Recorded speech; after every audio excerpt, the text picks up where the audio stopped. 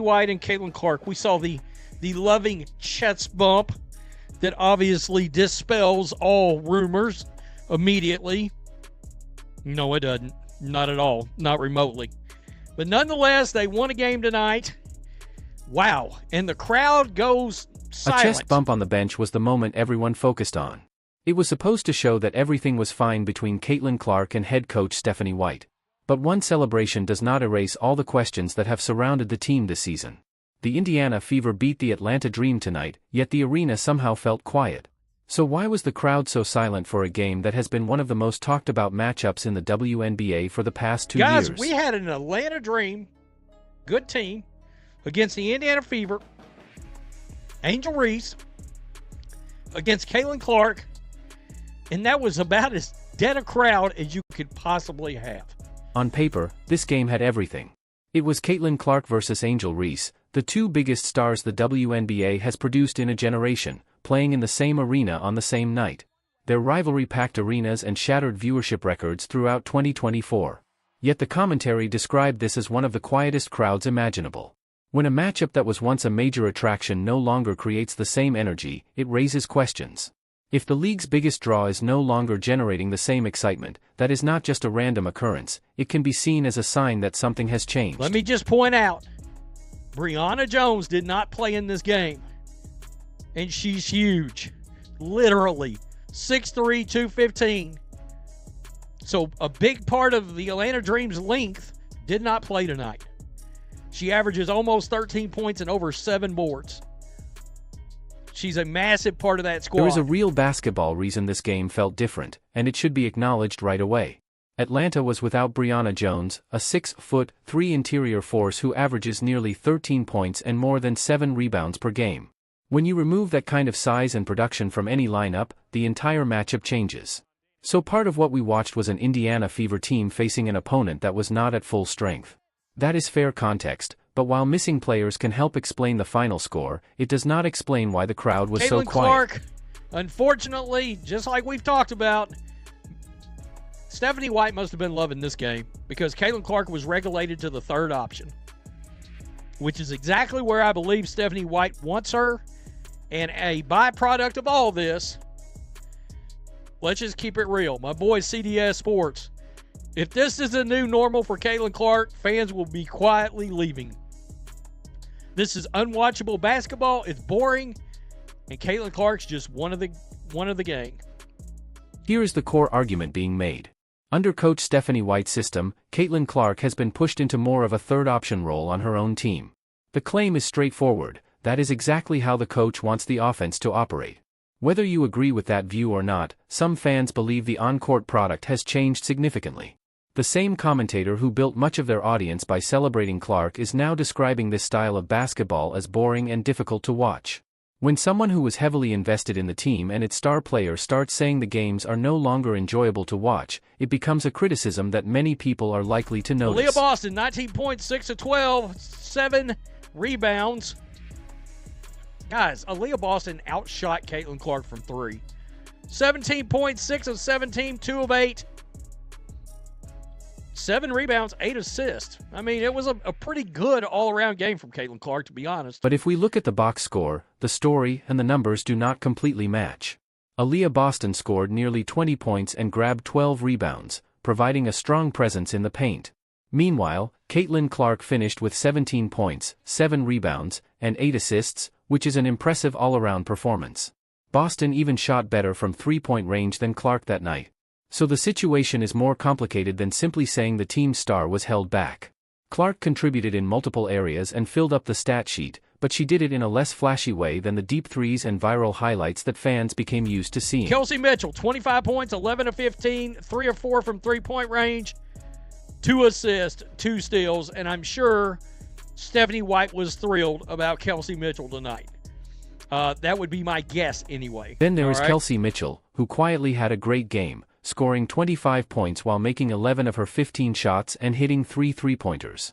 From a coach's perspective, this is exactly what you want: balanced scoring, efficient offense, and a team that does not depend on just one player to win.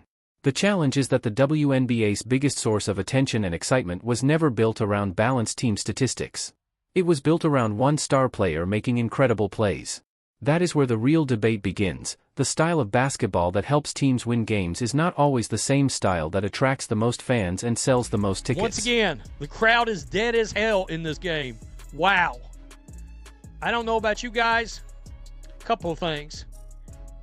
Did you notice how many empty seats were visible during a game involving Caitlin Clark and Angel Reese?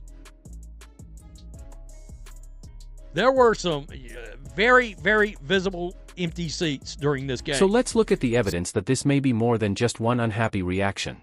Empty seats could be seen on camera during a Caitlin Clark versus Angel Reese game, the exact type of matchup that once seemed impossible to get tickets for. That is the kind of detail that stands out. When a game featuring the league's biggest stars starts showing noticeable empty sections in the lower bowl, it naturally raises questions about fan interest. Attendance is often one of the clearest indicators of demand because it reflects how many people are willing to show up and pay to watch the product in person. And number two, the CBS game that was played the other day, national television, free television. If you got an antenna, you can get CBS. Nationally televised. Everybody can see. That game only drew 1.3 million viewers.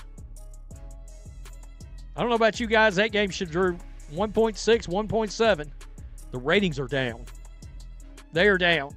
And I think what's going on with Caitlin Clark, Stephanie White, the play style, all of it, it's all factored Television in. ratings are being used to support the same argument. A recent CBS game that aired nationally on free over-the-air television, meaning almost anyone with an antenna could watch, reportedly drew about 1.3 million viewers, below expectations of around 1.6 to 1.7 million. Supporters of this view see that as a significant drop. Their argument is that there is not just one reason for the decline. Instead, they believe several factors are happening at the same time: Caitlin Clark playing a less dominant role, Stephanie White's system emphasizing team basketball, and a slower style of play overall. The concern is that many fans originally tuned in for the excitement, big plays, and highlight moments, and some of those viewers may now be losing interest. Michael Thompson, he played for the Lakers, folks. Broadcaster.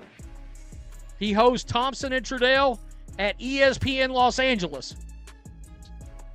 I'm hearing from a reliable source the Fever don't want Caitlin no more. Sparks, go get her now. By the way, this is somebody. And the discussion takes another turn. Michael Thompson, a former Los Angeles Lakers player who now works as a broadcaster and hosts a show for ESPN Los Angeles, added fuel to the conversation. Thompson, who has been a vocal supporter of Caitlin Clark, said he was hearing from what he described as a reliable source that the Indiana Fever don't want Caitlin anymore, and suggested that the Los Angeles Sparks should try to acquire her. Whether the claim is true or not, comments like that quickly attract attention because they come from a well-known media figure and add even more speculation to an already heated about Michael debate. Thompson, extremely positive. He is a huge Caitlin Clark fan. He is hearing the Fever, they're out on Cece. I don't know how much validity there is to that, but I guarantee you, because of who he is and who he works for and what he does now, he's got a source of some kind. So I'm just pointing that out. Now, it's important to be careful and fair about what this actually represents. At this point, it is a reported rumor, not a confirmed decision from the Indiana Fever front office.